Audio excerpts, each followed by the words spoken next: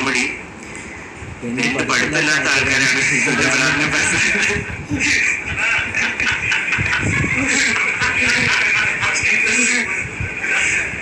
ഞാൻ 12th പാസ്സേ ഉള്ളൂ.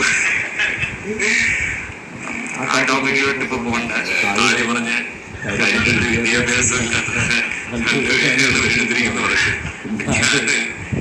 മലയാളത്തിലെ ഏറ്റവും പ്രശസ്തമായിട്ടുള്ള ഒരു പത്രം അവര് എറണാകുളത്ത് ഈ വിദ്യാരംഭത്തിൽ നിന്ന് വിദ്യ കുറിക്കാൻ വേണ്ടി ഒരു 2-3 വർഷം എന്നെ വിളിക്കുകയായിരുന്നു.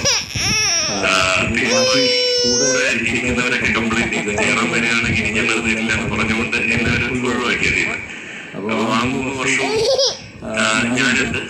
എന്നെ ഒഴിച്ച് ബാക്കി